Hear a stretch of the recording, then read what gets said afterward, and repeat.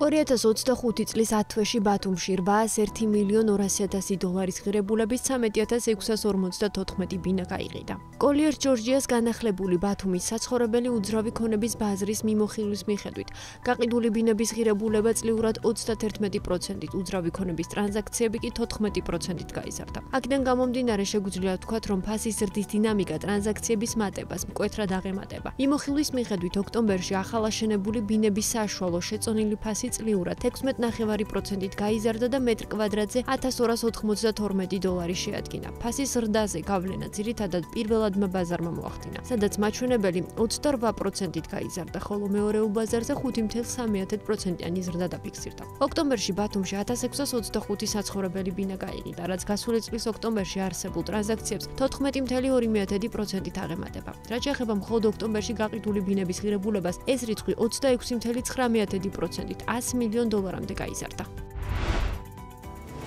ნატურალური ჩირისა და ტრადიციული ჩურჩხელის მწარმოებელი კომპანია ჩირჩხელა აცხადებს, რომ საქართველოს ევროინტეგრაციის პროცესის შეჩერება კომპანიაზე საკმაოდ მძიმე დაისახა. კომპანიის აღმასრულებელი დირექტორი ირმა კვაჭანტირაძე BMG-სთან ინტერვიუში ამბობს, რომ ევროპული კურსიდან გადახვევამ საექსპორტო მოლაპარაკებები დააპაუზა. მისი თქმით, მიუხედავად შექმნილი ვითარებისა, კომპანიას მცირე მოცულობით მაინც აქვს ექსპორტი საბერძნეთსა და ჩეხეთში, თუმცა პოლიტიკური პროცესები საერთაშორისო ბიზნეს ურთიერთობებზე აშკარა გავლენას ახდენს. ირმა კვაჭანტირაძე ასევე ნიშნავს, რომ კომპანიას არაერთხელ მიუღია შემოთავაზება რუსული ბაზრიდან, თუმცა ჩირჩხელა ამ მიმართულებაზე პრინციპულად უარს ამბობს.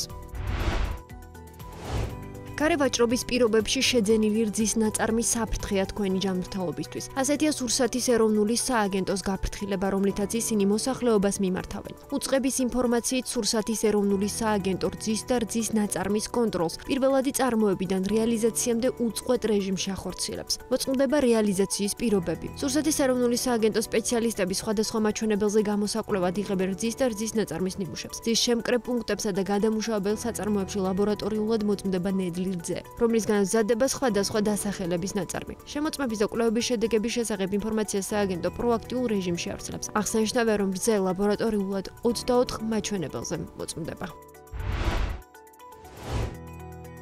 ყვავილების მაღაზია პლუმერია გაყიდვების მკვეთრ კლებაზე მიუთითებს, როგორც კომპანიის მენეჯერმა ეკა ვარდუკაძემ BMG-სთან ინტერვიუში აღნიშნა, 2024 წელთან შედარებით წლევანდელი რეალიზაცია 30%-ით არის შემცირებული. ვარდუკაძის განმარტებით, სერვისზე მოთხოვნის ვარდნა ბაზარზე მომუშავე ყვავილების მაღაზიების რაოდენობის ზრდით და კონკურენციით არის განპირობებული. მისი თქმით, მიუხედავად იმისა, რომ ზოგად სტატისტიკაში იმპორტის მოცულობის მატება ფიქსირდება, ეს ტენდენცია გაყიდვების ზრდას არ ასახავს და ბაზრის გაჯერებაზე მიუთითებს. ვარდუკაძე ასევე ყვავილების გააზრდილ ფასებზეც საუბრობს, აღნიშნავს, რომ წელს გასულ 2024-თან შედარებით დაახლოებით 20-დან 30%-მდე ზრდა ფიქსირდება.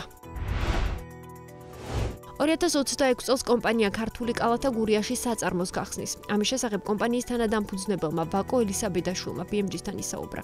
საქმე ის არის, რომ კომპანიას 2025 წელს ჰქონდა აღნიშნულის გახსნა, თუმცა გარკვეული შეფერხებების გამო კომპანიის გეგმები მცირე დიდ დაკორექტირდა. ელისაბედაშვილის ინფორმაციით, გურიაში ლანჩხუთში შენობა უკვე აშენებულია, თუმცა ახლაში და სამუშაოებია დარჩენილი, რის შემდეგაც ტექნიკის შეტანაც მოხდება. მისივე ინფორმაციით, საწყის ეტაპზე ახალ საწარმოში 15-მდე ადამიანის დასაქმებაა დაგეგმილი, რაც შეეხება გაყიდვებს წლიურად 20%-მდე ზრდას ელოდებიან.